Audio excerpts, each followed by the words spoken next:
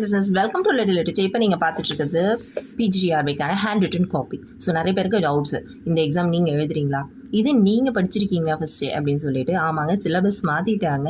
நான் எவ்வளவோ exam clear பண்ணியிருந்தாலும் ஒரு மெட்டீரியல் போடுறேன் அப்படின்னாக்கா அந்த சிலபஸை ஃபஸ்ட்டு நான் அண்டர்ஸ்டாண்ட் பண்ணி நான் புரிஞ்சுக்கிட்டு அதுக்கப்புறம் அதை ஃபுல்லாக ரீசர்ச் பண்ணி மெட்டீரியல் தான் நாங்கள் ரெடி பண்ணுவோம். அப்படி ரெடி பண்ண மெட்டீரியல்ஸ் தான் இது ஒன்றும் ஜஸ்ட் லைக் தட்னு ரெடி பண்ண மெட்டீரியல் கிடையாது.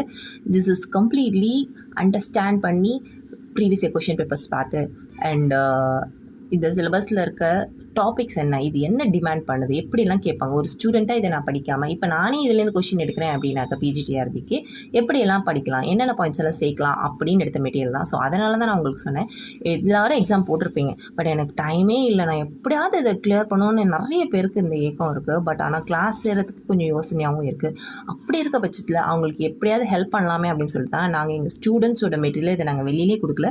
இப்போ தான் லாஸ்ட் மந்த்லேருந்து இதை சேல்ஸ்க்கே கொண்டு வந்திருக்கோம். ஸோ இந்த மெட்டீரியல் உங்களுக்கு ரொம்பவே ஹெல்ப்ஃபுல்லாக இருக்கும். என்னையோட இதோட புக்கிங்ஸ் க்ளோஸு.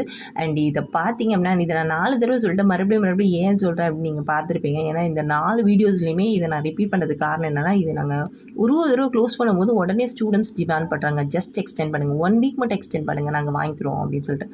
ஸோ அதனால தான் எக்ஸ்டெண்ட் பண்ணேன். இதுக்கப்புறம் எக்ஸ்டெண்ட் பண்ண முடியாது. அட்லீஸ்ட் 40 days இருந்தால் தான் இதில் இருக்க பாயிண்ட்ஸை நீங்கள் அண்டர்ஸ்டாண்ட் பண்ணிக்க முடியும், ரிமெம்பர் பண்ணிக்க முடியும். ஏன்னா கிட்டத்தட்ட 5 books இருக்குது.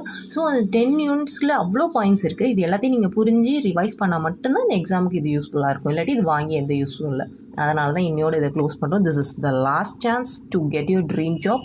நீங்கள் படிச்சுட்டு இருக்கீங்க, ஆனால் என்ன பண்ணுறது லாஸ்ட் மெட்டீரியல் தெரியலனா இது ரொம்பவே யூஸ்ஃபுல்லான மெட்டீரியல். நான் இப்போ உங்களுக்கு காமிச்சிட்ருக்கேன் பார்த்தீங்களா, ராபின்சன் க்ரூசோ எவ்வளோ டீட்டெயில்ஸ் இதில் ஆட் பண்ணியிருக்கேன்னு உங்களுக்கு பார்த்தாலே தெரியும். ஸோ கம்ப்ளீட்டாக உங்களுக்கு டேனியல் டீஃபோர்டு இன்ட்ரடக்ஷன் கொடுத்துருப்பேன், அந்த ஒர்க்கோட லைன்ஸ் கொடுத்துருப்பேன், ஃபர்ஸ்ட் லைன் அந்த நாவல் எப்படி ஸ்டார்ட் ஆகுது, அதோடைய எண்ட் என்னன்னு சொல்லி கொடுத்துருப்பேன். அண்ட் இதுக்கு ஒரு சீக்வல் ஒர்க் இருக்குது. இந்த மாதிரி சின்ன சின்ன பிக்சர்ஸ் எல்லாம் போட்டு நான் உங்களுக்கு ஈஸியாக புரிகிற மாதிரி கொடுத்துருப்பேன். அண்ட் பார்த்திங்கன்னா அவர் போய் இறங்கினதுலேருந்து என்னென்னலாம் பண்ணார், எப்போ இறங்கினார், அவரோட இந்த கேரக்டர்ஸ்லாம் என்ன அப்படின்னு சொல்லிட்டு டீட்டெயிலாக கொடுத்துருக்கேன். அண்ட் சாப்டர் டாபிக்ஸ் ரொம்பவே இம்பார்ட்டண்ட். அது ரொம்ப இம்பார்ட்டன்ட். ஏன் சொல்கிறேன்னா, இந்த ராபின்சன் க்ரூசோ யூஜிடிஆர்பி எக்ஸாம்லேயும் இருக்குது. அந்த எக்ஸாம் லாஸ்ட் ஒரு 2 yearsக்கு முன்னாடி நடந்தப்போ கூட அதுலேயுமே இந்த சாப்டரோட நேம் என்னன்னு கூட கொஷின் கேட்டிருந்தாங்க. ஸோ இந்த மாதிரி கொஷின் பேப்பர்லாம் அனலைஸ் பண்ணி தான் உங்களுக்கு நாங்கள் பாயிண்ட்ஸ் எல்லாம் கொடுத்துருக்கோம். டீட்டெயில்ஸ் சம்மரி இருக்குது. உங்களுக்கு வேணும்னா இந்த நோட்ஸை லிட்டில் லிட்ரேச்சரில் புக் பண்ணி இன்றைக்கே வாங்கிக்கோங்க. It's now and never offer. If you wish you can buy through little literature.